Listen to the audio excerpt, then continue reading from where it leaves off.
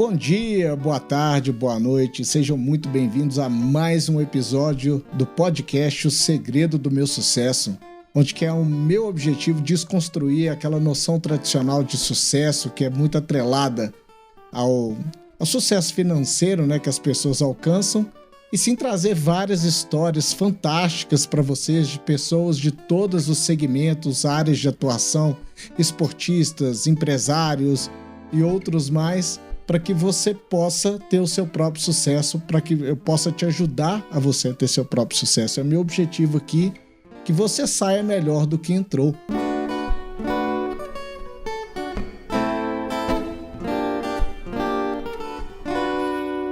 Mais uma vez estou gravando aqui, dessa vez com a gravação remota. Uma pessoa que eu vou entrevistar está em São Paulo nesse momento agora.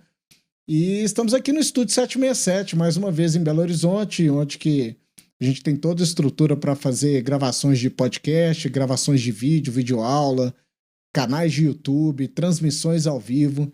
Então, se você quer saber um pouquinho mais sobre o Estúdio 767, entra lá no nosso website www.studio767.com.br ou no Instagram, que é o 767 Estúdio com E, que é o contrário, né, de Estúdio 767, lá no Instagram, que a gente vai ter o prazer de conversar com você e te ajudar um pouco mais no seu projeto audiovisual. Hoje eu tenho o prazer de receber um convidado, amigo de longa data aqui, Gustavo Portes, é uma pessoa muito bacana que eu sempre quis trazer aqui no canal. O Gustavo, ele é administrador de empresas, ele tem um MBA em marketing pela Fundação Dom Cabral, também passou pela Executive Education da Harvard University, na área de Creating Shared Value. O Gustavo ele já foi dono de agência de publicidade por muitos anos, é uma pessoa que eu admiro bastante e hoje da Google desde 2018, né? Eu encontrei com ele recentemente agora, ele me deu essa notícia que eu fiquei muito feliz em ter essa notícia, que para trabalhar numa empresa de tanto renome mundial, numa posição tão bacana, né? Muito bem-vindo, Gustavo, tudo bem com você? Grande Lúcio, obrigado aí pela introdução, obrigado por me colocar aí nesse hall de pessoas a serem convidadas aí para falar sobre sucesso, né? Então, obrigado pelo elogio, né? Isso é uma forma de elogiar. E uma pena de eu não estar aí pessoalmente, né? Eu queria estar muito aí no Estúdio 767, fiquei muito feliz de ver assim, a estrutura que você montou aí, certamente é o melhor estúdio para podcasts aí de BH. Eu que sou um entusiasta de podcast, adoro ver podcasts, vi sua entrevista aí com o Teófilo recentemente, então tá de parabéns aí, tanto o conteúdo quanto a estrutura que você montou. Obrigado, prazer imenso de ter você aqui no canal. Queria começar a falar um pouquinho sobre sucesso, né? O que é sucesso para você, Gustavo? Me fala um pouquinho, quando alguém fala sucesso, o que vem na sua cabeça aí? Boa pergunta, Lúcio. Para mim, sucesso, e eu acho a sua introdução foi perfeita, né? Falar que o sucesso ele não é só ligado ao âmbito financeiro, como todo mundo gosta de pensar. A maioria das pessoas gosta de pensar. Para mim, sucesso é você poder fazer aquilo que você sempre sonhou para a sua vida. Então, por exemplo, olhando para os meus amigos hoje, eu tenho amigos que são super bem-sucedidos porque eles hoje têm uma vida, por exemplo, que eles sempre sonharam. Eles moram num lugar e tem uma condição de vida que permite com que eles acordem 5 horas da manhã para fazer uma trilha de bicicleta, uma trilha de moto. Já tem outros amigos, por exemplo, que conseguiram atingir a independência financeira com 30 e poucos anos, que também é um sucesso, era o que ele queria, era o que ele sonhava. Então, para mim, sinceramente, sucesso tem muito a ver com você conseguir alcançar a vida que você se propôs, que você sonha para você. E eu acho isso fundamental porque a vida de todos nós vai ter muitos desafios pela frente, né? É inevitável, não tem ninguém que não passe por desafios. É uma ilusão a gente achar que a vida do nosso colega ali, do nosso vizinho, é melhor do que a nossa, não tem nenhum problema. Então eu acho que você está alinhado com aquilo que é a sua proposta de vida, com aquilo que você sempre sonhou, é o que te dá energia para enfrentar os problemas e superá-los no dia a dia. Então por isso que para mim esse é o fator de sucesso. Eu também incluiria um outro fator que para mim é muito importante, que é o equilíbrio, que também muitas hoje não é tão valorizado, né, falar sobre equilíbrio, ou melhor, agora com a Simone Biles aí, né, desistindo de fazer as competições finais lá, eu acho que esse tema vem à tona, mas eu acho que a sua capacidade de equilibrar a sua vida profissional com a vida pessoal, com amigos, espiritualidade, lazer, eu também considero isso um fator de sucesso, porque se estiver muito desequilibrado, certamente esse desequilíbrio, na minha opinião, ele vai roubar um pouco do sentimento de sucesso, do sentimento de achievement, vamos falar assim, na sua vida, sabe? Então, eu também colocaria equilíbrio também um fator de sucesso bem importante hoje em dia. É interessante, né? Porque a gente fala com tanta gente, eu falo com tanta gente aqui no canal sobre pessoas dos mais diversos segmentos, né? Vieram médicos, juízes. Esses dias veio o Celton, sabe? Daquelas revistinhas que ele vende no sinal, veio aqui. E, cara, cada pessoa pega um pedacinho de fator do que é sucesso, né? Você falou alguns deles aí na sua fala. Por exemplo, de você poder fazer alguma coisa, isso para mim se traduz num termo que se chama liberdade, né? A gente ter liberdade de fazer o que quer. Eu sempre defendo o que você falou também da área do equilíbrio, a gente poder ter um equilíbrio. Por qualquer coisa que a gente faz na nossa vida, eu acredito que se é demais, você tomar água demais, você vai morrer. Né? Você pensa, água é bom para o corpo? Mas em excesso você vai morrer. Da mesma forma que a gente pode se permitir, muitas vezes, de fazer um pouquinho de cada coisa. Eu não tenho sempre que comer comida saudável. Se quiser comer uma pizza, tomar uma Coca-Cola, não tem problema. Só que, né, não entrando no excesso, né, que a gente tem que tomar um cuidado danado.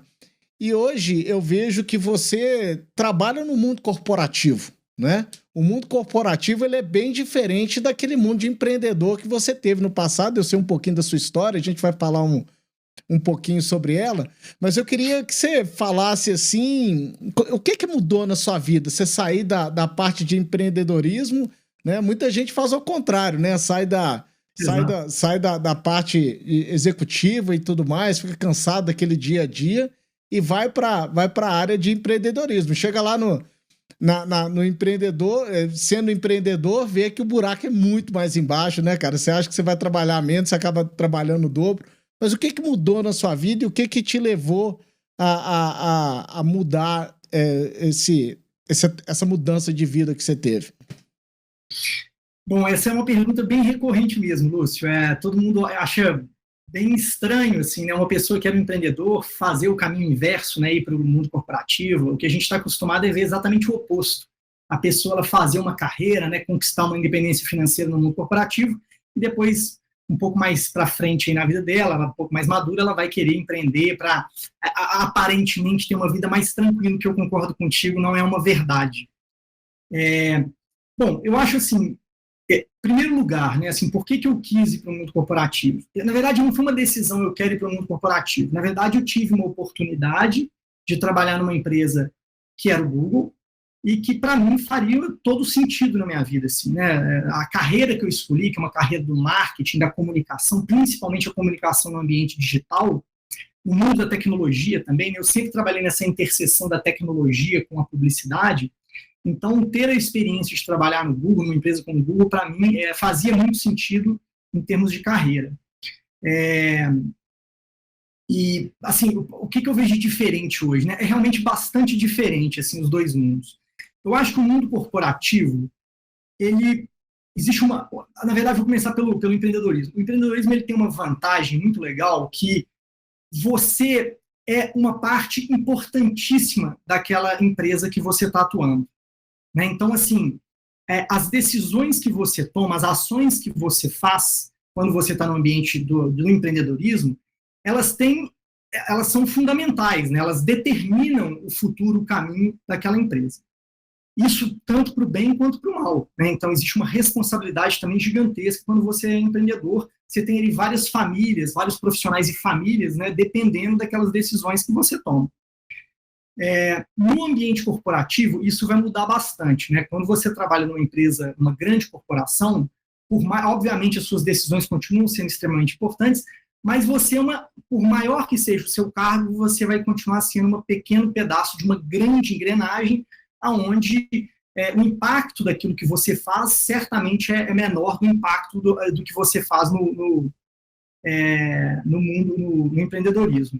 Eu assim, tentando trazer pontos negativos e positivos aqui. No empreendedorismo, eu sentia falta de uma coisa, né? Você ali, eu acho que tem essa parte legal do impacto ser muito grande de tudo que você faz, mas, por outro lado, principalmente quando você está no começo do empreendedorismo, no começo do desenvolvimento de uma empresa, por mais que a sua empresa seja bem sucedida, vai ser muito difícil você contratar grandes profissionais. Você não vai ter tantos recursos para contratar pessoas que tenham mais experiência do que você e que te inspirem, né? Que falam assim, olha, eu estou olhando para essa pessoa aqui, eu quero chegar no nível de conhecimento dessa pessoa, né? Então, é possível, mas é bem mais difícil acontecer isso no empreendedorismo. Quando você está no mundo corporativo, é o contrário, né? Você vai trabalhar, dependendo da empresa que você for, você vai trabalhar com os melhores profissionais de determinada área. Né? Então, você vai trabalhar com aqueles caras que certamente eles vão te inspirar, vão te trazer muita luz, né? Você vai conseguir enxergar a pista que você pode andar para chegar até o conhecimento daquela pessoa. Então, hoje eu tenho eu sentia muita falta disso como empreendedor, sabe, Lúcio? Eu queria viver essa experiência de trabalhar numa grande empresa para ter pessoas que eu pudesse me inspirar, assim, sabe, que tivesse um conhecimento muito grande. Por outro lado, o lado negativo, eu acho que quando você está num ambiente corporativo, por mais que seja possível você empreender dentro de uma empresa grande, vai ser muito mais limitado do que quando você é dono de uma empresa, né? Então, quando eu, por exemplo, estava tocando a minha agência ali, eu estava tocando um barco que era uma lancha, né? Então eu tinha uma agilidade gigantesca de pivotar o negócio, de mandar ele para um lado, levar ele para o outro, fazer testes, né? Era muito mais tranquilo de fazer testes. Hoje, dentro de uma empresa como o Google, inclusive que tem, né, produtos e serviços aí já muito consolidados no mercado, é uma empresa bastante inovadora, isso é uma coisa que facilitou para mim também, mas certamente vai ser um ambiente muito mais travado, nesse sentido de poder ser mais ágil, criar propostas inovadoras mais rapidamente. Basicamente, eu acho que é isso. E você está trabalhando em uma empresa que é o Google hoje, que você podia falar até um pouco mais sobre a empresa em si, mas ele tenta trazer aquele modus operandi de empreendedorismo para dentro da empresa, né? Não é é o que a gente vê do lado de fora, né? Você trazer um ambiente mais descontraído, alguns processos mais soltos do que outras empresas que são mais engessadas. Você concorda comigo ou não? Concordo. É uma empresa que ela cresceu e se desenvolveu sendo empreendedora, né? Ela se desenvolveu sendo inovadora. Então, de fato um ambiente extremamente dinâmico, onde o Google está lançando o tempo todo novas soluções, novos produtos, adquirindo outras empresas, né, startups que conseguiram já ter um sucesso inicial. Então, realmente é um ambiente muito empreendedor. Né? Então, acho que esse foi um facilitador para eu trabalhar lá dentro. Gosto da cultura da empresa, essa cultura de inovação na veia, de empreendedorismo, de querer, de não estar satisfeita com aquilo que já foi desenvolvido, de não olhar apenas para aquilo que já foi construído e aceitar, né, apenas aquela condição ali, tá realmente sempre entrando em novos mercados, apostando em novas frentes, e isso é uma coisa realmente que é uma condição meio que sine qua non, assim, eu não sei se eu me adaptaria a um lugar que fosse de um setor mais tradicional, mais conservador, sabe? Então, para mim, é muito legal ver uma empresa já muito grande tendo esse espírito jovem, esse espírito inovador dentro da sua cultura bem enraizado. Assim. Se você pensar bem, o Google precisa ser assim, né? Porque você tá ali na liderança de inovação do mundo, empresas como Google, Apple, Tesla e alguns outros, né? Ele tem que pivotar rápido, tem que se adaptar rápido para poder ter sucesso dentro de um mercado, né? Isso eu acho que tem que estar no seu DNA de empresa para você fazer isso. Eu acho que a inovação, ela tem que... Você montar um produto e perceber ao longo do desenvolvimento dele que não está na hora, talvez o mercado, o consumidor não está preparado para consumir determinado produto, e você deixar ele de lado por enquanto, depois você cria um novo produto em cima dele. Eu acho que essa é a cultura de test and learn, como a gente gosta de falar internamente, que é a cultura de inovação. Se você for obrigado a fazer com que todas as soluções, todos os produtos e serviços que você cria na sua empresa deem certo, isso não é uma cultura inovadora, né? Porque isso é impossível, isso não vai acontecer em nenhum lugar. A cultura da inovação ela acontece justamente quando você se permite lançar 100 produtos e saber que 10 deles apenas vão dar certo, né? Então, aí que está a cultura de inovação na veia, que as empresas, hoje, inclusive, estão... boa parte das empresas, né, ao redor do mundo e no Brasil estão com dificuldade de se transformar digitalmente nessa era, inclusive, da informação, da tecnologia, onde tudo muda muito rápido, tudo é muito efêmero, né? Uma coisa surge hoje, podcast, por exemplo, um fenômeno incrível que está acontecendo. Pode ser que daqui a 3 ou 4 anos, por exemplo, seja um negócio que se renove, se recicle, ele venha de uma outra forma, com uma outra cara, com uma outra cor. Então, as empresas estarem preparadas para testarem novos serviços, novas soluções, e, inclusive, tirarem esses produtos do mercado, eu acho que é aí que está a verdadeira cultura da inovação instalada dentro da empresa. É você aceitar a falha. Como diz até na Califórnia, né, existe a frase, né, o quote, que é fail fast, fail fast, fail forward, esqueci agora o terceiro. De aprender, mas é justamente né? assim. Alguma coisa relacionada com o aprendizado, não é isso? Não? Lembrei, o fail fast, fail often e fail forward. Sim, então você... de evoluir isso, de aprender isso mesmo. É justamente você aceitar que você precisa ter uma cultura de teste e que você vai falhar, necessariamente vai falhar. Então, aceite falhar rápido, falhar constantemente e falhar se movimentando para frente, aprendendo com aquele teste e criando um novo produto melhor ainda depois desse primeiro desenvolvido. Então, acho que é isso. Assim, eu acho que você deu um bom exemplo do que é a cultura de inovação, a cultura de estar em constante movimento, em constante transformação. E tem um lance também de qualquer empresa do mundo, por maior que seja, é muito difícil abraçar o mundo e tentar dominar diversas áreas, né? Vários tentaram, vários falharam. Alguns eu acredito que conseguem liderar em diversos segmentos. Você vê a GE, por exemplo, né? Uma empresa muito inovadora aí que tem diversos segmentos ali, um conglomerado muito grande.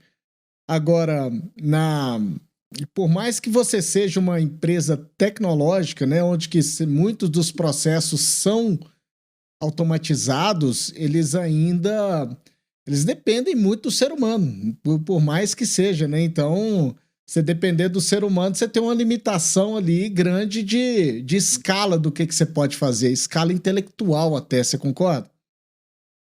Super, inclusive eu acho que aí é que está o grande ponto de dificuldade das empresas hoje, né, do desafio das empresas de se transformarem. O que você faz? Como é que é seu dia a dia? Me conta aí, qual que é a sua responsabilidade dentro dessa engrenagem gigante aí que é o Google? Então, esse trabalho que eu faço lá, ele tem muito a ver, inclusive, com o meu trabalho anterior, né, quando eu liderava a agência de comunicação digital. Hoje o meu papel é ajudar, ser o ponto de contato, né, o responsável no Google Brasil pelo relacionamento com as agências de publicidade. A gente sabe que as agências de publicidade hoje elas estão num momento bastante desafiador, né, onde existe um formato de atuação entre a agência de publicidade e cliente, né, um modelo tradicional que ele foi feito dessa forma, executado dessa forma durante décadas, né, durante muitos anos, com muito sucesso, né? Vale lembrar que as agências brasileiras de publicidade estão entre as melhores do mundo, estão entre as que mais ganham prêmios em Cannes, por exemplo, e outras premiações também ao redor do mundo. A gente tem nomes incríveis, né, da publicidade brasileira, como Nizam Guanais, como Washington Oliveto, e por aí vai, né, vários, inclusive, ainda em atuação. Mas esse modelo ele foi muito transformado por conta da tecnologia. Né? Antes existia um processo padrão ali de se fazer uma campanha publicitária, muitas vezes o produto final de uma campanha publicitária era um vídeo, né? Era um comercial que era veiculado na TV, depois a agência fazia algumas peças também de acompanhamento para veicular em outras mídias como rádio, como mídia out of home, por exemplo, e assim funcionava, né, um resumo super rápido aqui, funcionava o mercado publicitário. Com o advento da tecnologia, com o crescimento da tecnologia, com os novos players chegando no mercado publicitário, essa forma de se relacionar com o cliente mudou radicalmente. Né? Então, voltando aqui para o meu papel hoje, é justamente, em primeiro lugar, ser esse ponto de contato, esse representante do Google para as agências de publicidade, mas também ajudá-las a compreender de que forma que elas melhor podem operar as plataformas do Google, né? Então, ajudar eles a se transformar digitalmente, a entender, a incorporar a complexidade que o digital trouxe dentro do processo deles de desenvolvimento de campanhas. Ah, que bom, bacana. Eu fico imaginando aqui, né? Hoje você está numa posição tão legal aí no Google, numa empresa fantástica, uma das maiores empresas do mundo, uma posição de tanta relevância.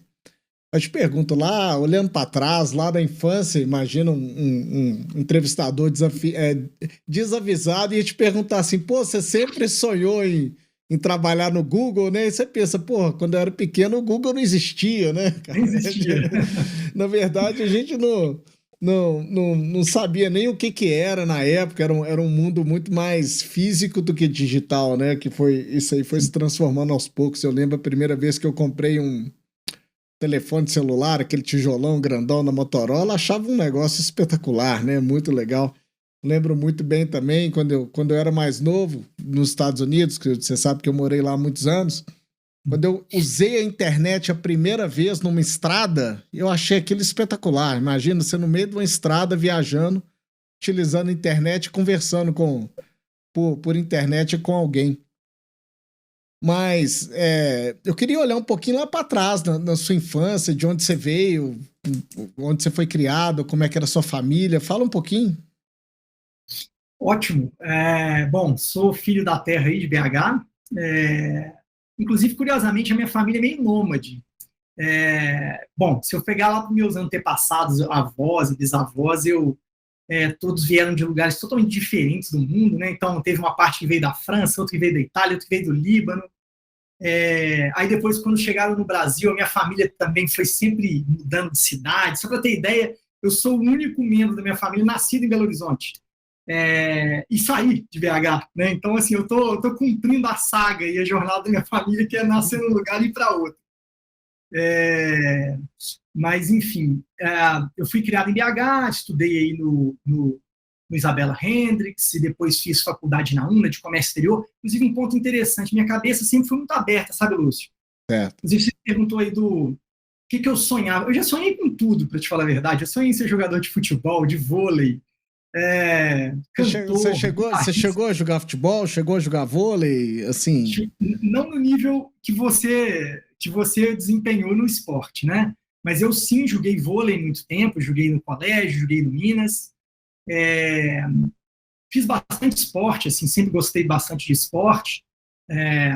Gostava de música também, sonhava em ser cantor, em ser instrumentista, tocava alguns instrumentos. Já sonhei até ser político. Eu tinha muita vontade de ser político.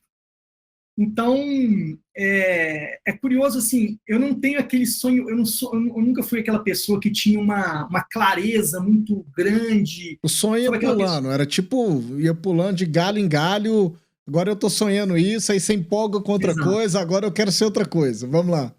Aí Exato, eu sempre... Foi quando eu até descobri, quando eu parei para pensar sobre isso, eu descobri que eu era um profissional do campo criativo mesmo. Foi quando eu entendi que a minha cabeça não era não tinha aquele pensamento único, né, bem definido, um planejamento extremamente bem definido de onde eu quero chegar, em 3 anos, 10 anos, 20 anos. Não, eu descobri que a minha cabeça era uma cabeça de várias possibilidades mesmo, sabe? Eu gosto de muitas coisas. Só para ter ideia, quando eu fui prestar vestibular, eu prestei vestibular para comércio exterior, que foi o curso que eu fiz, eu prestei para direito e para engenharia mecatrônica. Tudo a ver. Só para ter ideia. Tudo a ver. Tudo a ver. E eu conseguia me enxergar nesses 3 lugares. Esse que é o mais maluco. Eu conseguia enxergar eu fazendo uma carreira, sendo muito feliz em qualquer um desses 3 caminhos. Claro que, por sorte, eu acabei escolhendo comércio exterior, que é uma faculdade, na verdade, de administração com habilitação em comércio exterior, e que ela abre muito leque, né? Então, tem muito a ver com o que eu gosto de fazer, que é ter um leque muito aberto. Então, eu acho que a faculdade de administração, ela te dá isso, né? Ela te abre muitas possibilidades, o que é diferente de outros cursos, que são igual medicina, né, direito, que eles são um pouquinho mais fechados, assim.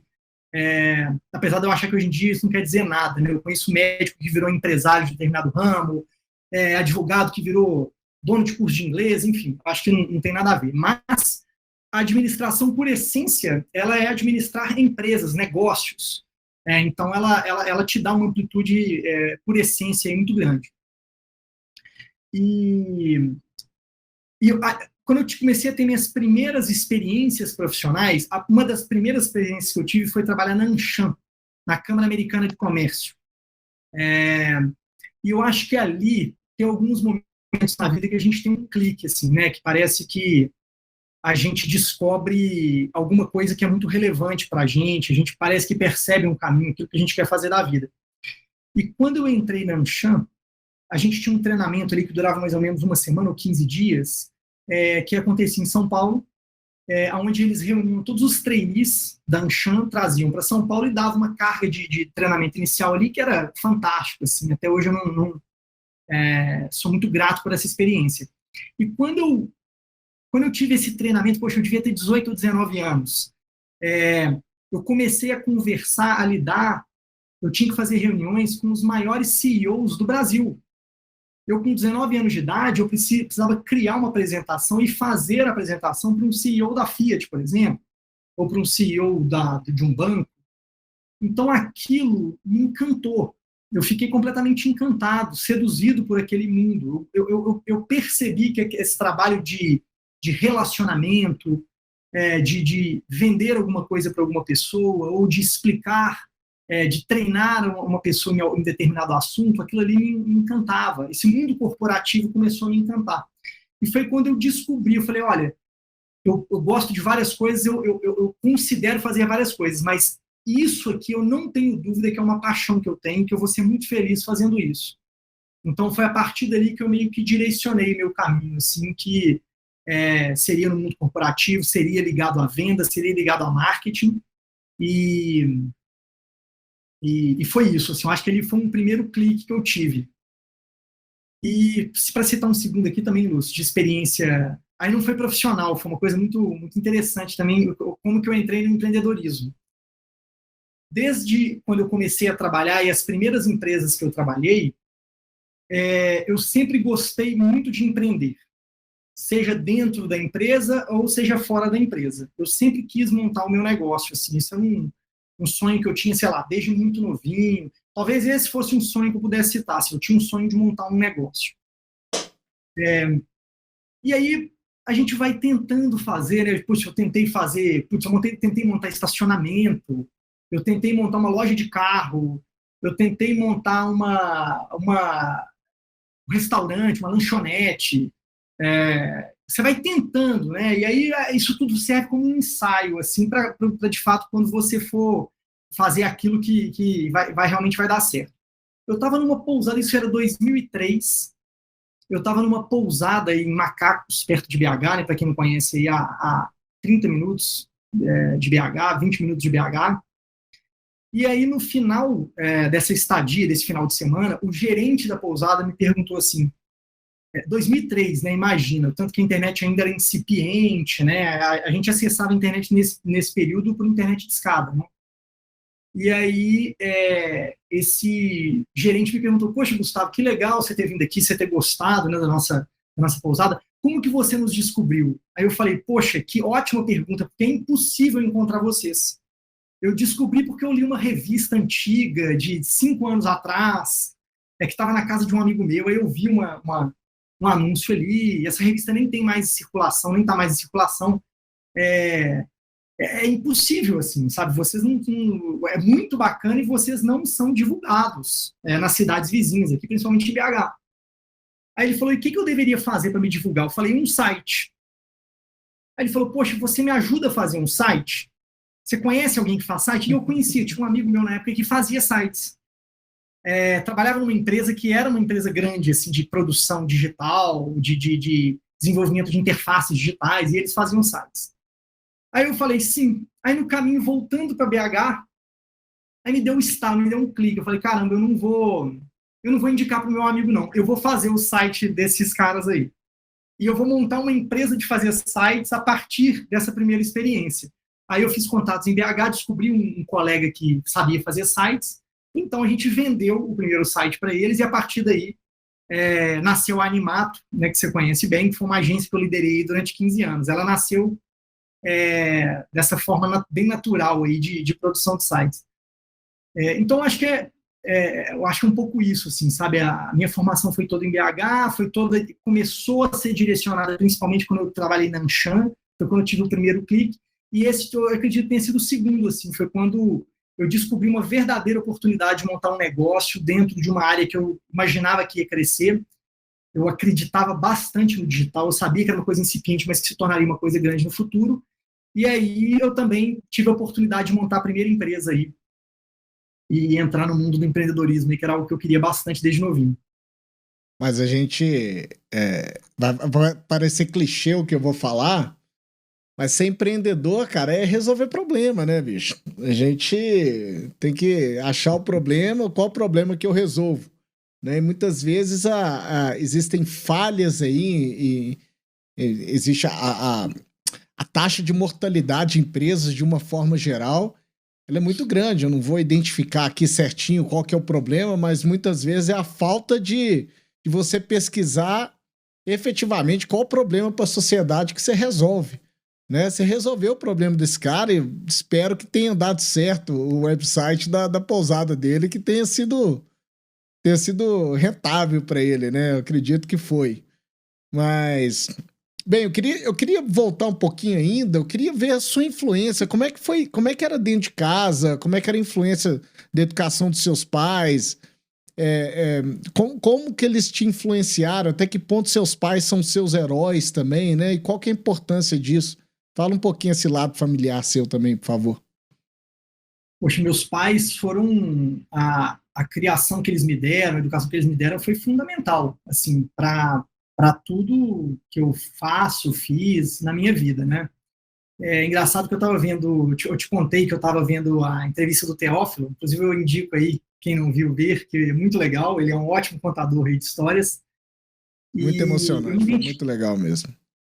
ele é ótimo. E eu me identifiquei muito com a história que ele contou também, porque eu tive eu acho que foram dois lados bem definidos assim na minha formação. O meu pai sempre foi muito exigente. Meu pai era muito duro comigo, com a minha irmã, assim, quando a gente era novo.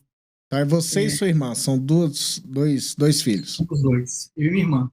Diferença de E idade quanto, assim? de 3 anos. Eu sou 3 anos mais novo que ela. Ah, ela é mais velha, tá. Ela é mais velha. E ela, inclusive, é outra nômade também, foi morar no Rio de Janeiro, está lá há mais de 10 anos, então ela seguiu também essa saga da família Tá aí. na mesma área que você ou não? Não, não. É outra área, ela é uma área mais de artes, de moda, de joias. Ela é mais artista do que eu. Eu sou mais empresarial. E apesar dela ser formada em direito também, ter atuado na área há muito tempo também. Mas o meu pai foi muito duro com a gente, sabe? Ele realmente ele não deixou de ser amoroso, sempre foi uma pessoa muito amorosa, mas uma pessoa muito exigente, muito dura, do tipo de exigência, assim, se eu passei num vestibular de uma faculdade privada, por exemplo, em vez dele comemorar comigo, ele fechava a cara e falava assim, não, você não fez nada de muito, de grande, você tinha que ter passado na pública. Coisas desse tipo, sabe? Ele sempre foi muito exigente comigo, com a minha irmã, assim, mas por outro lado também ele sempre me mostrou muito o valor do trabalho, Qual que era sabe? a Eu profissão acredito, dele? Ou né? engenheiro, Ele tá vivo ainda? engenheiro, sim, vivo ainda, só que aposentado, Engenheiro civil ou e não? engenheiro civil. Certo. E sempre trabalhou em grandes empresas, na área de aço, principalmente, mas não apenas nessa área. Ele já trabalhou, por exemplo, na Sominas, na Coca-Cola, ele sempre foi executivo dessas grandes empresas, mas mais, principalmente no início da carreira, mais na área de engenharia. E ele sempre me mostrou muito o valor do trabalho, muito, muito mesmo, assim. Não esqueço também uma outra cena, assim, que me vem à cabeça quando eu era criança, quando uma vez eu devia ter ali meus 13 anos de idade, por volta de 13 anos de idade, a gente estava trocando de apartamento. Ele estava trocando por um apartamento melhor, no momento de vida que ele estava. E aí ele me levou, como eu já tinha 13 anos, ele me levava para ver esses apartamentos. Eu lembro que teve uma vez que ele me levou uma cobertura fantástica, assim, sabe? Eu não acho que ele estava considerando comprar um apartamento, não. Mas ele me levou no apartamento que eu vi que era muito superior aos demais que a gente estava olhando, né? E E aí eu lembro dele me mostrar aquele apartamento e eu ficar encantado. Pai, compra esse aqui, eu quero morar nesse apartamento e tudo mais. E aí ele me falou assim, Gustavo, se você gostou desse apartamento, então você vai ter que trabalhar muito para comprar ele um dia. Saiba disso. Se você um dia quiser morar num apartamento como esse, uma casa como essa, você vai ter que dedicar, levar muito a sério o seu trabalho e trabalhar muito. Como eu disse, eu não estava nos planos dele. Eu acho que ele me levou, ele nunca me falou sobre isso, mas eu acredito que ele me levou só para me ensinar, sabe? Foi um ensinamento mesmo, assim, de como que eu deveria correr atrás, inclusive não depender do que ele comprasse ou provesse para mim, para minha irmã, né? Que eu deveria correr atrás dos meus sonhos. Então ele tinha esse lado muito de inspiração, de me mostrar assim, o valor do trabalho e o que poderia ser alcançado como fruto do trabalho, mas de uma forma bastante dura, assim, com muita cobrança. Teve um outro caso também que me marcou bastante. Quando eu estava saindo da Anshan, eu devia ter meus 21 anos de idade, e aí eu fui chamado por uma headhunter para participar de um processo seletivo para ser um consultor comercial de uma empresa de software. Inclusive, essa seria a minha primeira experiência no mundo da tecnologia, com 21 anos. E aí, no meio do processo seletivo, essa headhunter me perguntou, Gustavo, você ainda é muito jovem, mas eu acredito que com a sua experiência comercial já daria para você participar do processo seletivo para ser gerente comercial desses consultores comerciais. E aí eu lembro de eu conversar com meu pai e falar, poxa, a headhunter me chamou para mudar a vaga, né, em vez de concorrer para ser o consultor, para ser o gerente comercial da empresa, o que você acha que eu faço? Pai, que isso, moleque, você tá maluco, você é um menino, você é um moleque, você não tem experiência, você tem que ainda, sabe, crescer muito, trabalhar muito, aprender muito, continua aí no processo de ser consultor. Aí eu, muito temoso, como sempre fui, aceitei mudar do processo seletivo de consultor para gerente e passei e fui contratado como gerente comercial dessa empresa. Eu lembro que quando eu cheguei lá em casa contando que eu tinha me tornado gerente comercial dessa empresa, meu pai começou a chorar naquele momento ali. Por isso que eu falei que eu me identifiquei muito lá com a história do Teófilo, porque meu pai sempre foi esse cara durão que queria me ensinar através desses exemplos mais duros mesmo. Eu acho que funcionou, né? De certa forma funcionou, eu sou muito grato a ele por isso. E do outro lado, a minha mãe sempre foi aquela rede de amor, assim, né? Aquela pessoa que vinha me abraçar, ouvia minhas frustrações, quando eu não conseguia fazer alguma coisa, ela que vinha, me abraçava, me acolhia, e inclusive com muita sabedoria, né? Várias frases que ela me falou ao longo da vida assim, me marcaram muito. Inclusive, quando eu comecei a tentar montar negócios, né, esses primeiros negócios, e eles deram errado, eu tentei montar uns 5 negócios que deram errado antes de nascer. Normal, né? Normal, exatamente. Depois você aprende que isso é normal. E aí a minha mãe, eu ficava muito chateado, chegava em casa, muito triste, assim, que eu não tinha conseguido. E a minha mãe falava assim, Gustavo, fica tranquilo, a vida ela é feita de ensaios. Antes da gente ir para o palco principal, a gente precisa ensaiar. Então, tudo que você está vivendo agora são ensaios que vão te fazer estar preparado quando o momento certo chegar e quando a oportunidade certa chegar. Então, essa é uma das frases aí que me marcaram muito e que foram ditas por elas. Então, assim, eu acho que meu pai e minha mãe, cada um à sua forma, cada um no momento também, no momento certo, eu sou muito grato mesmo, assim, sabe? Eles foram fundamentais na minha formação, na pessoa que eu sou, inclusive não só nesse aspecto mais, assim, voltado para o business, que a gente está comentando aqui, mas valores mesmo, sabe? Valores como ser humano, assim, eu acho que os dois me deram o melhor ensinamento possível, sabe? Então... Como é que eles chamam? José Maria Portes e Vera Lúcia Portes. Eu vou mandar um abraço aí pro José Maria Portes, pra Vera Lúcia Portes, né? Criaram uma pessoa tão fantástica aí. Eu converso com tanta gente aqui, Gustavo, eu fico... E eu faço questão de falar sobre a infância das pessoas, como é que foi a criação delas, né? E para se tornar o que são. E eu vejo que é muito importante para você é pai, né, hoje. Então, sim, eu também sou pai, eu tenho uma criança, uma menininha de 3 anos aí, linda. É muito nosso papel não só educar e falar que ela tem que ser responsável, honesta, correr atrás dos objetivos, mas eu acho que antes disso a gente tem que criar os sonhos, né? A gente tem que criar os sonhos. Seu pai te levou lá naquele apartamento para que aquele sonho fosse criado na sua cabeça, talvez, né? Antes você não sabia o que era um apartamento, né, e tudo mais. Por exemplo, eu tem um amigo meu, era piloto de avião, infelizmente ele faleceu em um acidente, mas ele me levou para fazer uma viagem, um passeio uma vez no jato da empresa que ele trabalhava. Eles iam fazer uma viagem de aferição de instrumentos lá no avião, que era um jato particular para 25 pessoas, se não me engano, 20 pessoas, é gigante. Eu não imaginava o que era estar dentro de uma aeronave. Já viajei trocentas vezes para os Estados Unidos, em classe econômica, classe executiva ali no máximo, mas você está dentro de um jato, de uma máquina ali de 20, 30, 50 milhões de dólares.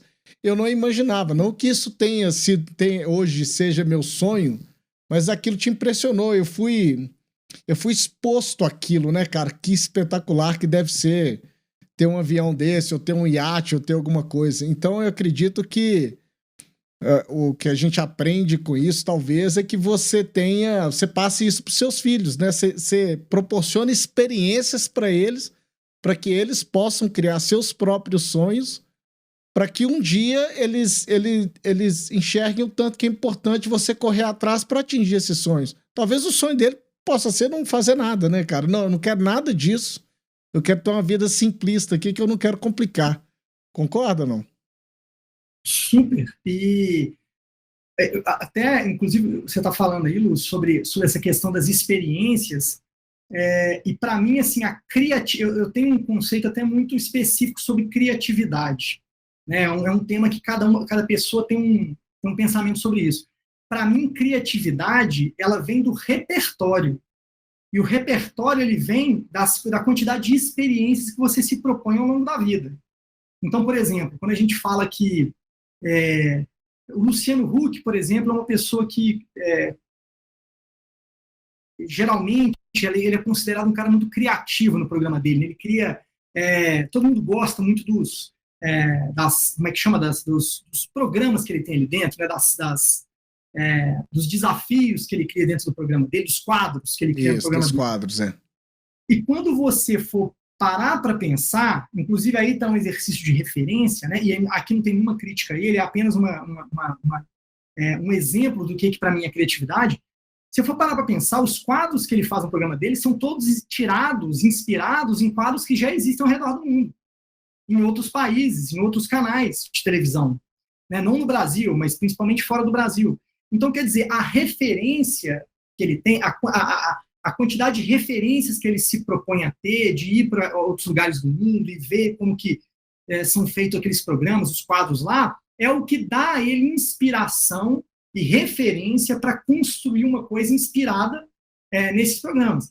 Então, assim, se você, inclusive, concordo 100% com o que você falou, inclusive, se você quiser que o seu filho, a sua filha, eu também tenho uma filha de 2 anos e meio, né, na mesma idade quase que a sua, se você quiser dar ao seu filho a possibilidade dele ser criativo, dela ser criativa, é isso, é você dar uma quantidade máxima possível de experiências e de referências para que eles possam depois não só escolher o que eles querem fazer da vida, como eles também têm uma mente criativa, cheia de ideias, que pipoca várias coisas o tempo todo, que ajuda eles a criar uma coisa diferenciada, por exemplo, aqui, a partir de referências que eles tiverem em outros lugares. Então, para mim, esse exercício de se propor a várias experiências e buscar novas referências ao redor do mundo, ele é fundamental para um pai prover isso para o filho, como para qualquer pessoa também, seja até inclusive uma pessoa adulta mesmo. E qual que é a importância dos heróis, Gustavo? Você teve heróis de infância, alguém que você se espelhava, que você olhava, nossa, que bacana, eu quero ser esse cara algum dia e o que isso te influenciou hoje na sua trajetória aí? Ah, sem dúvida, Lúcio. Eu nunca tive aqueles heróis assim, E muito. não vem falar que é o atacante do Galo, não, que não vale, tá? Tem alguns heróis ali também, inclusive heróis de quadrinhos, Tá certo. heróis famosos de quadrinhos. Mas pela minha característica, como eu falei, que eu sonhava com muitas coisas e continuo sonhando com muitas coisas, eu nunca tive aquele herói muito solidificado, assim, personificado numa figura apenas. Eu tinha vários heróis, continuo tendo várias pessoas que eu admiro e que eu procuro me inspirar nelas. E isso variou sempre de tempo para tempo. Quando eu era mais novo, meus heróis eles estavam mais no esporte, eles estavam mais na música, nas artes, e hoje meus heróis eles estão no mundo empresarial, né? A maioria deles estão hoje no mundo empresarial. Uma coisa que eu procuro sempre fazer é me inspirar nos grandes líderes. É claro que existem aqueles que eu mais admiro, né? Aquelas pessoas que realmente me inspiram. Eu vou dar um exemplo de uma aqui, né? O Barack Obama é uma grande inspiração para mim. Eu acho ele um grande comunicador. A forma como ele fala, tanto em postura física, quanto o tom de voz, a capacidade dele de ser firme, mas sem perder a ternura, né? de achar o ponto certo de impostar a voz dele, de levar uma mensagem, de ser preciso nas palavras, é algo que eu admiro muito, né? Algo que eu procuro trazer para a minha vida. Infelizmente, não estou nem perto dessa habilidade. Mas ele é uma grande inspiração para mim no âmbito da comunicação, principalmente. Claro, sem falar da carreira dele como um todo, que é fantástica, né? Então, eu procuro me inspirar em grandes líderes, inclusive também no ambiente empresarial. Eu procuro olhar para eles assim e ver o que eu admiro nessas pessoas, né? O que me faz, o que eles têm de especial. E uma vez que quando eu encontro o que eles têm de especial, eu consigo entender qual é o gap que eu preciso trabalhar para chegar nessa habilidade que essa pessoa tem. Então, por exemplo, para mim, eu dei o exemplo vamos ficar no exemplo do Obama. Ele é um grande comunicador. O que eu preciso fazer? O que eu preciso fazer para me desenvolver enquanto comunicador? Né? Será que eu deveria trabalhar um fonoaudiólogo, por exemplo, para evitar os vícios de linguagem, para ter um uso de uma linguagem mais clara, mais efetiva, inclusive até mais simplificada? Será que trabalhar a autoconfiança, por exemplo, eu acho que essa é uma característica fundamental do comunicador, ele ser muito autoconfiante, ainda que ele esteja nervoso ou ainda que ele esteja inseguro. Então, eu acho que é isso. Assim, eu sempre tento olhar. Os meus heróis, eles são vários, eles não são personificados em uma figura só. E eu sempre tento pegar alguns deles, ver o que eu admiro neles, para entender o que eu deveria, o que eu gostaria, na verdade, de fazer para alcançar pelo menos 10%, 20%, um percentual da qualidade de determinada pessoa em fazer alguma coisa. Esses heróis, eles. Você vê muitas vezes como pessoas que se destacam e se tornam pessoas públicas, né? A responsabilidade que eles têm perante aos mais novos, né? Eles têm que dar aquele exemplo. Não que eles têm que dar esse exemplo. Eu acredito que uma pessoa esclarecida, ele teria esse discernimento dele de falar, não, agora que eu sou público, tá todo mundo me espelhando, eu tenho que ser um exemplo. Dito jogadores de futebol, né? Isso acontece demais da gente, muitas vezes, de pequeno ali, querendo, não, quando eu crescer eu quero ser um Ayrton Senna, quero ser um Ronaldo, alguma coisa assim. E muitas vezes essa pessoa ter aquela responsabilidade de te dar um bom exemplo, né? Mas quando a gente é mais velho agora, você tá se espelhando em grandes líderes, aí a gente já aprende a ter um discernimento ali do que ele faz de bom e o que ele faz de ruim, né? Então você pega... Pode ninguém falar. é perfeito. Né? Eu acho que essas pessoas, esses grandes líderes, eles chegaram na posição onde eles estão, que é pelo menos a maioria deles, por uma qualidade ou várias qualidades especiais. Né? Eles foram outliers de alguma forma na área deles de atuação. E aí basta aquilo, por exemplo, hoje eu olho para esses líderes da área de negócios porque é a área que eu estou envolvida, né? Que eu escolhi para minha vida, de dar continuidade. O futebol não vale muito para mim, porque aí entra muito na paixão, né? Aí é uma outra seara da vida.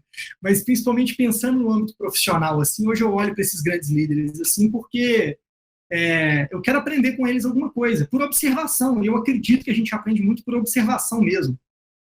Você não precisa, às vezes, nem ter um papo com essa pessoa. É claro que se você puder conversar com essa pessoa, vai te acelerar muito o processo de modelagem, né, do que aquela pessoa faz de tão especial. Mas por observação já fica bem claro.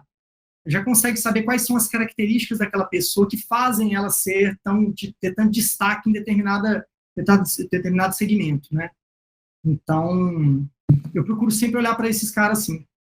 Eu fico imaginando aqui, um cara que eu admiro, por exemplo, eu admiro o Cazuza. Cazuza como poeta, né? Porque o Cazuza como estilo de vida não... Um bom exemplo, não. Não é um grande bom exemplo, não, mas ele como poeta, eu admiro bastante, né? E a gente tem que ter esse cuidado aí de ter esse discernimento entre a parte que tornou ele famoso ou outras faces da vida dele que não podem ser tão boas assim. Queria que você contasse um pouquinho para mim, Gustavo. Aí você teve essa experiência na Anshan, aí você conheceu o dono da pousada lá, que te levou a criar a Animato. E a Animato, cara, é uma empresa que, desde que eu conheci, a época que a gente encontrou lá anos atrás, que eu tinha um puta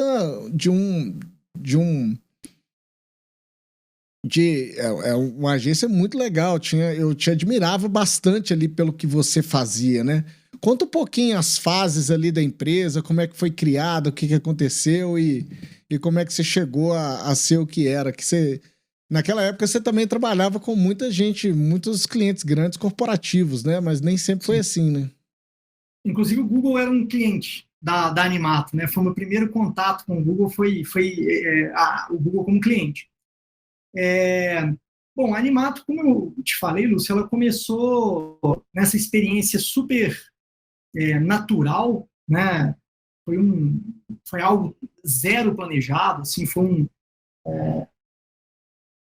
acontecimento, né, na minha vida ali que me deu esse estalo e eu vi que a oportunidade seria aquela e fez muito sentido, né? Era uma coisa que eu gostava de fazer, era uma coisa que fazia sentido financeiro também, né? O custo de produção era bem menor do que o custo de venda de determinado produto, então aquilo ali fazia sentido financeiro também. E a gente começou ali de uma forma muito intuitiva, muito natural, a ser produtores de site, nada mais do que isso. Assim, era uma coisa extremamente focada em criação de sites. Esses foram os primeiros passos da Animal. Logo depois, assim, nos primeiros 6 meses, a gente ficava ali vendendo sites. Por incrível que pareça, assim, é interessante porque esse mercado ele mudou de uma forma avassaladora, né? Em 2003, você vê, menos de 20 anos atrás, quase nenhuma empresa tinha site, era muito pouco. Eu ouso dizer que apenas 5% das empresas tinham site, ou menos até que isso.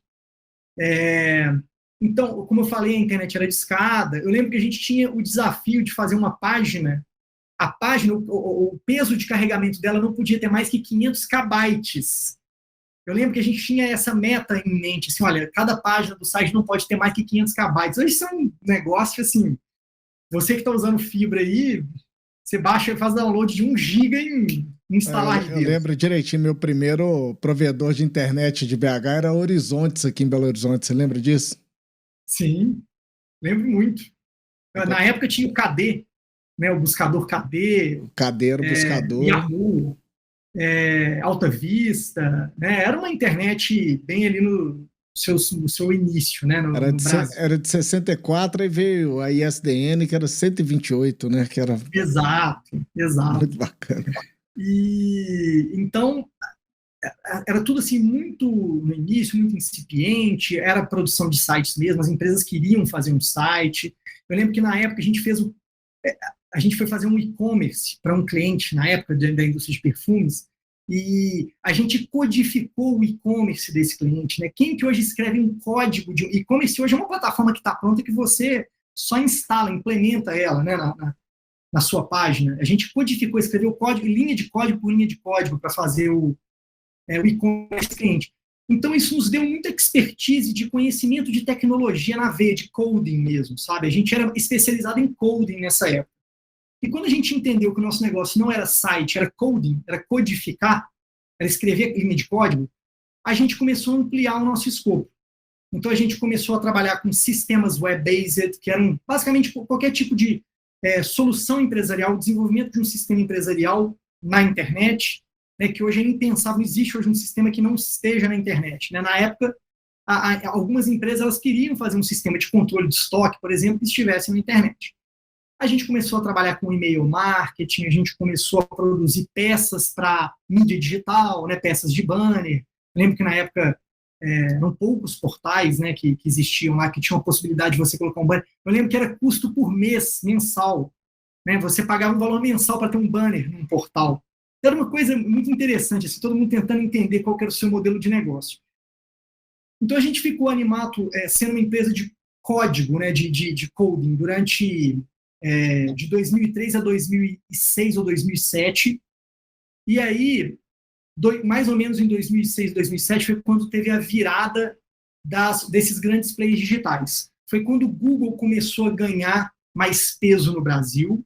Né, os links patrocinados começaram a ganhar mais peso no Brasil, a rede de display do Google começou também a ficar mais robusta, as empresas começarem a procurar de uma forma mais massificada, e também o Facebook começou a fazer, a ficar bastante relevante.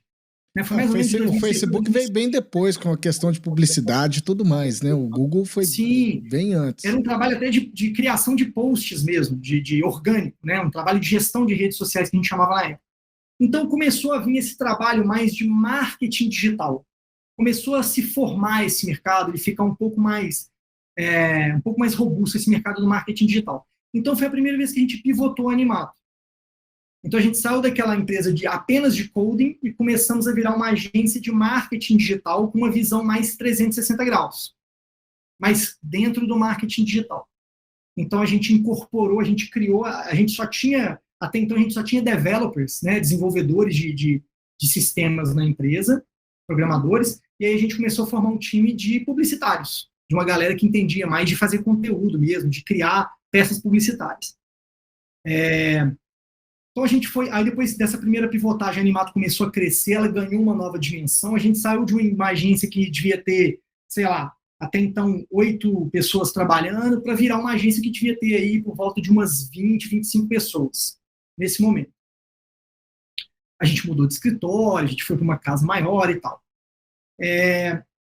De 2006 até 2010, mais ou menos, a gente começou a ver que esse negócio de marketing digital estava ganhando força e mais força e mais força, não parava de crescer. Nesse período, só para ter uma ideia, a gente chegou a crescer mais de 100% ao ano. Todo ano a gente crescia 100%, quando não crescia 200% ao ano. Então foi um período assim, de um crescimento até maluco. Assim, quando você cresce rápido desse jeito, é até um pouco difícil de criar os processos começam a ficar quebrados, né? Você tem que começar a ficar muito atento aos processos. A gente até contratou um consultor na época para nos ajudar a não perder esses processos que a gente tinha desenhado na empresa. Então, quando foi mais ou menos 2010, os nossos clientes que a gente atendia no marketing digital, eles começaram a nos convidar para também fazer peças offline, para também fazer comerciais para TV, para também fazer peças para backbuzz, para media out of home como um todo, fazer um spot para rádio. Eles começam, poxa, a gente gosta tanto de trabalhar com vocês, por que vocês não fazem a minha mídia tradicional também? E aí, em 2010, a gente pivotou de novo o Animato, e ela se tornou uma agência full service, 360 graus mesmo. A gente começou a virar uma agência de comunicação que era mais voltada para o digital, mas também tinha uma estrutura de mídia tradicional também. E aí, a gente operou dessa forma, foi o nosso maior modelo, foi quando a gente chegou a ter quase 40 pessoas no time. A agência tinha tomado um tamanho grande, inclusive até para o tamanho, né, das agências de BH, em média, assim, principalmente aquelas que vieram do mundo digital, né, ela tomou uma proporção legal, assim, bem grande. A gente montou um escritório em São Paulo nessa época, montamos um outro escritório em Brasília, e foi quando eu comecei até a me relacionar mais com o mercado de São Paulo. eu comecei até a ficar mais tocando o escritório de São Paulo do que o escritório de BH.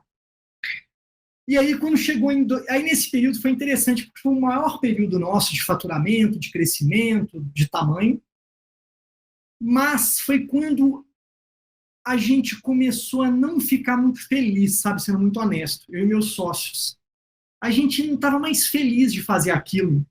Começou a ficar um ambiente mais tenso, um ambiente com mais problemas, um ambiente com mais brigas, assim, a gente nunca teve brigas muito, muito grandes, assim, mas um ambiente de mais discussão, e a gente percebeu que a gente estava fugindo da nossa essência. A gente estava crescendo para um caminho que era um caminho só de dinheiro, um caminho só de faturamento, um caminho só de aparente sucesso.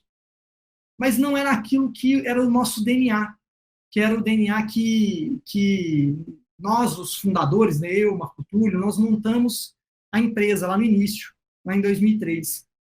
Então, foi quando a gente tomou uma dura decisão, mas muito inteligente, ao meu ver, que a gente pivotou a Animato pela terceira vez, mais ou menos em 2015, 2014 para 2015.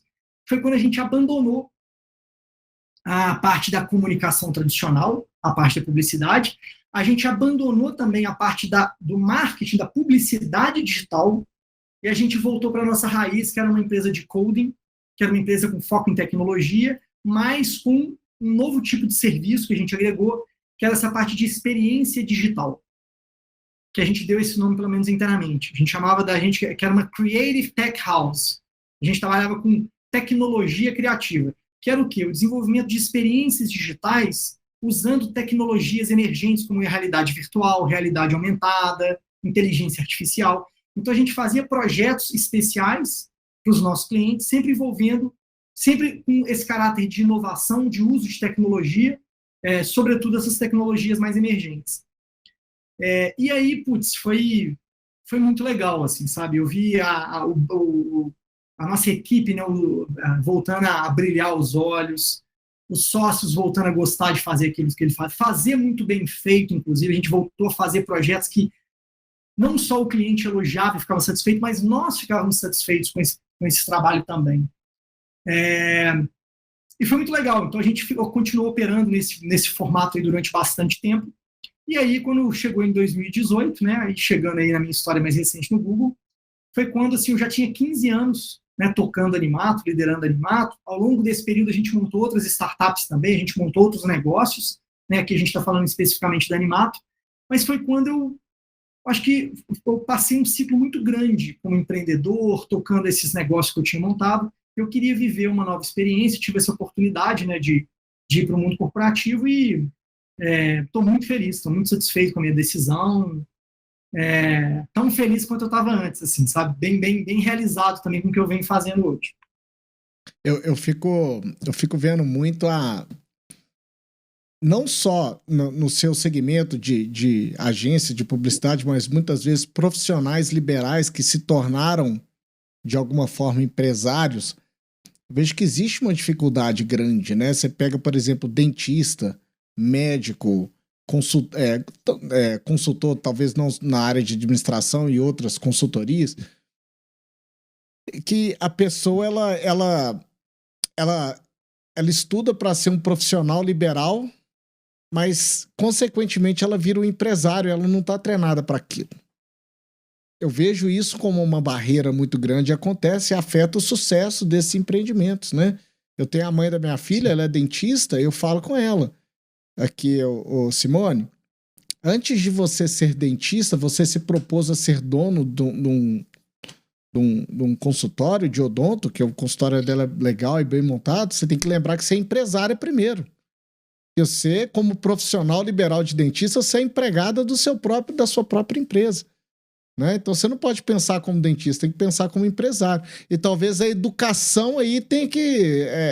a parte do currículo das universidades, ou talvez até lá no ensino fundamental, tinha que ter uma evolução um pouco maior aí, você aprender a lidar com dinheiro, por exemplo. O que tem em comum todo mundo? Todo mundo vai lidar com dinheiro, cara. Você provavelmente, não você que formou em comércio exterior, mas numa formação de publicidade, essa pessoa não vai ter uma cadeira de administração financeira ou algo assim, né? Total, Lúcio. Inclusive, assim, não só a parte financeira, mas eu acho que o curso de administração, ele te dá uma visão de gestão de empresa muito completo, né? Inclusive envolvendo marketing, envolvendo RH, que são áreas que certamente esses profissionais vão precisar trabalhar em algum momento.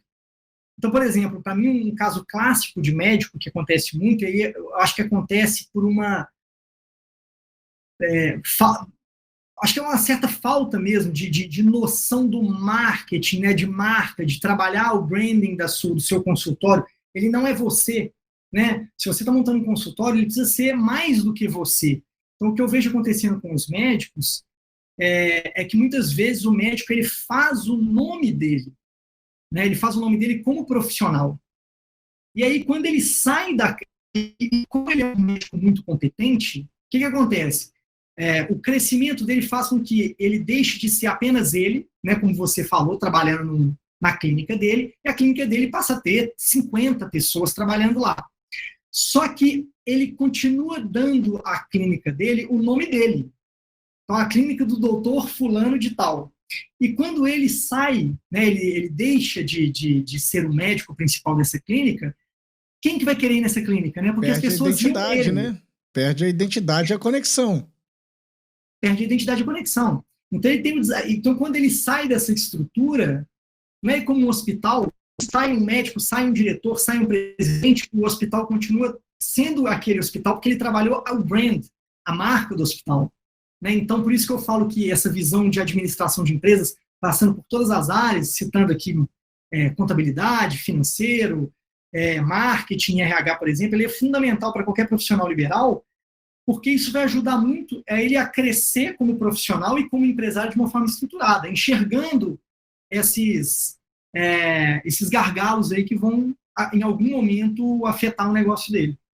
E agora você saiu desse lance de ser empreendedor, tá no Google, né, que é uma empresa bem digital, mas eu acredito que seu dia a dia ali, ele tá voltado muito para relacionamento, né? Visitar a agência, conversar com as pessoas. Então, o seu papel no dia a dia é muito mais de relacionamento, talvez, e fora da empresa, em vez de estar ali no digital o tempo todo, e mais um papel de conversar, comunicar com as agências? Total. Meu trabalho hoje é de relacionamento, né? É um trabalho comercial. Eu não considero só comercial. Acho que ele tem dois pilares. Ele tem um pilar comercial, obviamente, né? Eu estou representando uma empresa e meu papel é mostrar quais são ali as melhores soluções, o porquê que ela é um player relevante, porquê que ela é um parceiro relevante, para os nossos parceiros, para as agências. Então, existe esse papel comercial, existe um papel também muito de consultoria e de treinamento. Como eu falei, assim, hoje existe uma complexidade de ferramentas e de soluções que você precisa entender delas. Então, o meu papel também é mostrar para eles como tirar o melhor proveito dessas ferramentas e dessas soluções, como usar essas soluções em favor da criatividade, em favor daquela matéria-prima que eles produzem lá de melhor.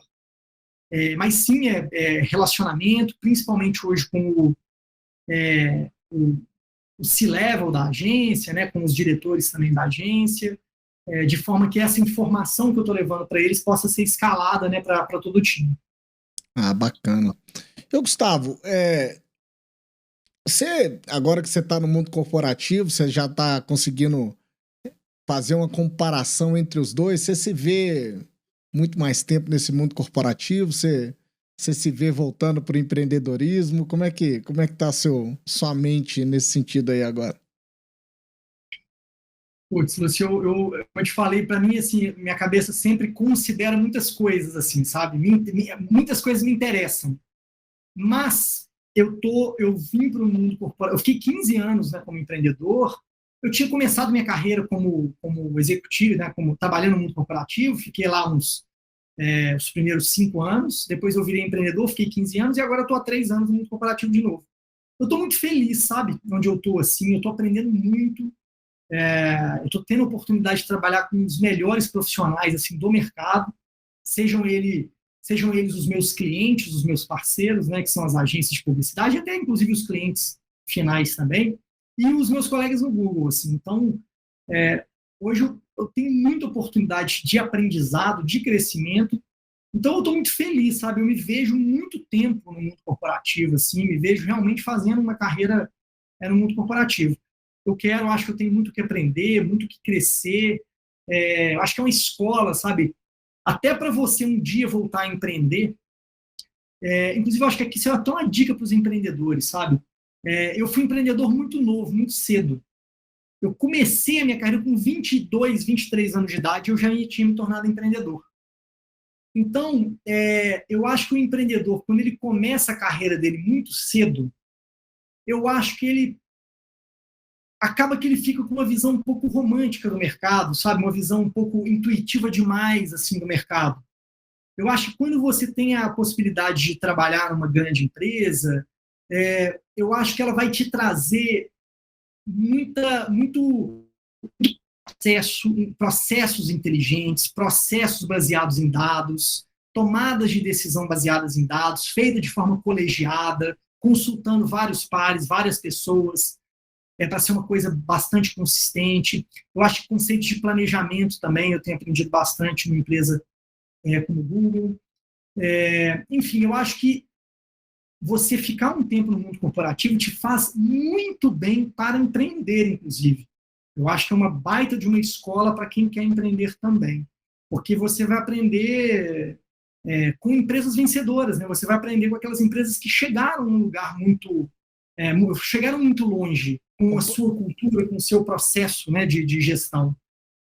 Com processos mais definidos, né? Já vai estar num avanço, já vai ter avançado muito mais em diversos processos, diversas formas de fazer.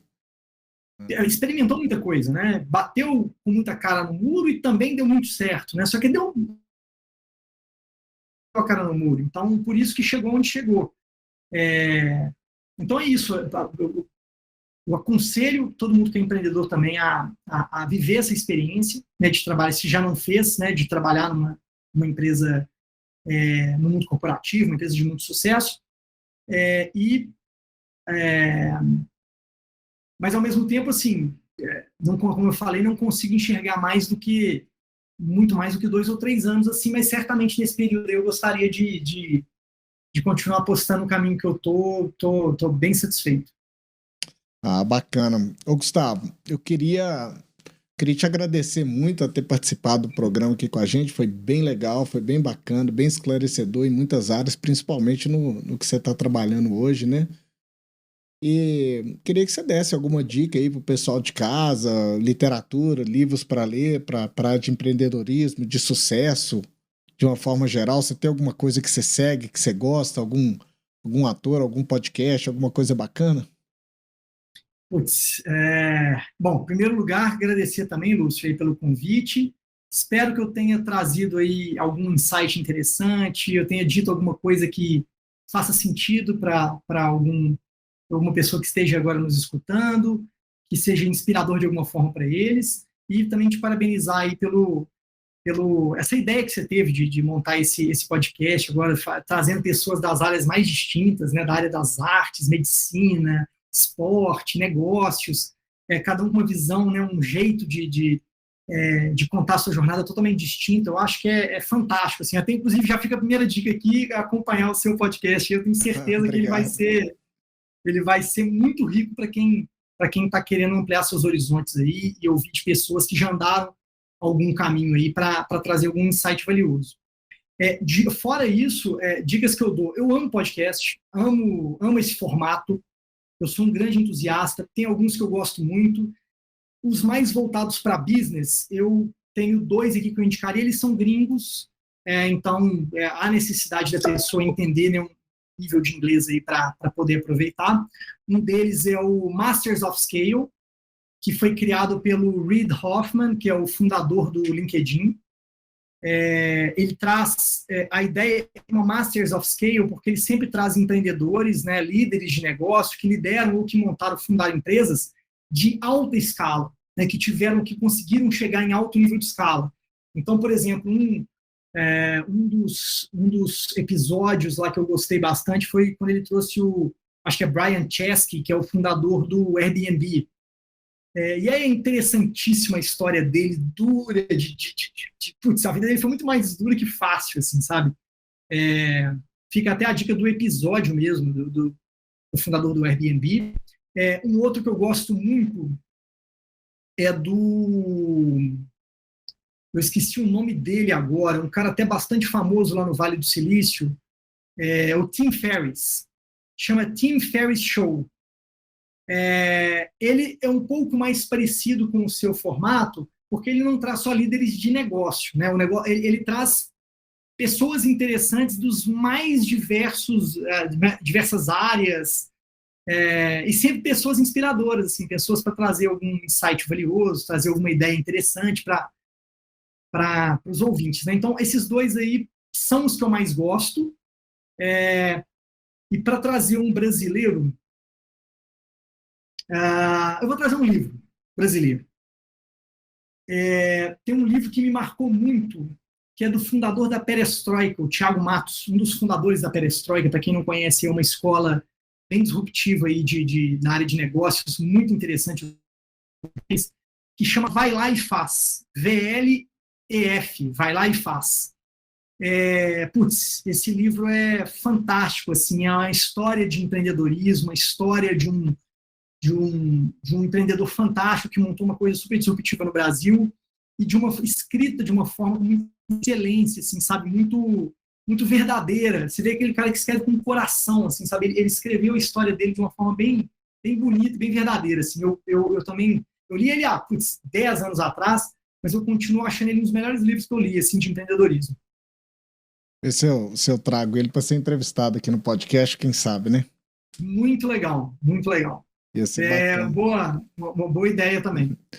Ô, Gustavo, para finalizar, eu queria saber qual que é o segredo do seu sucesso. O que te trouxe tanto sucesso assim? Primeiro, obrigado pelo elogio. Não sei se eu tenho uma resposta só. Eu acho que algumas coisas assim que eu consigo enxergar de características. Acho que a primeira coisa é uma dedicação brutal, assim. Uma dedicação brutal, uma paixão pelo que eu faço. Eu trabalho à noite, sábado e domingo, sem achar que isso é legal, não acho que isso é legal, sem recomendar para as pessoas fazer isso, mas eu faço isso porque eu gosto, sabe? Porque realmente aquilo ali para mim é uma diversão, um prazer, não é obrigação. Então, acho que a primeira coisa é uma dedicação, uma quase paixão realmente pelo que eu faço, assim, uma coisa que se mistura, para mim nunca foi trabalho, para mim sempre foi um pouco diversão também. Acho que essa é uma característica que me ajuda bastante. Eu acho que uma outra coisa talvez a principal delas é curiosidade. Eu sempre fui uma pessoa muito curiosa.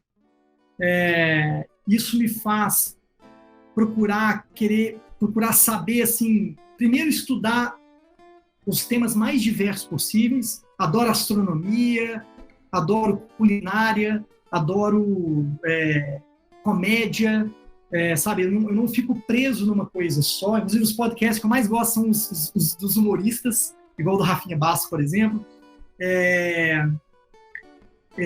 Então, e curiosidade por tudo, assim. Curiosidade, poxa, o que é ser um CEO de uma grande empresa global? Essa curiosidade é o que me move.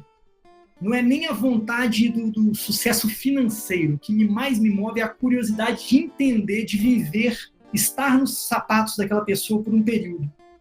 Então, acho que curiosidade é uma coisa que sempre me ajudou a estudar, me ajudou a me movimentar, sempre me ajudou a acordar de manhã, sabe, feliz, empolgado.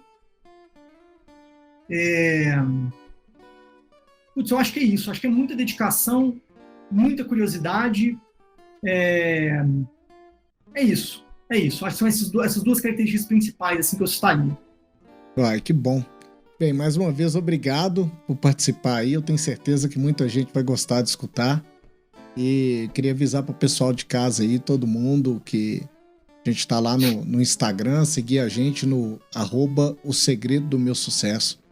E a gente está também em todas as redes sociais, Facebook e tudo mais. E não esqueça de dar um like aí no vídeo, compartilhar com todo mundo, para alguém que você acha que isso vai ser bem legal. e que o meu propósito aqui é levar essa mensagem para o máximo de pessoas possíveis, e que se eu ajudei uma pessoa a sair melhor do que entrou aqui, eu acho que atingi meu objetivo.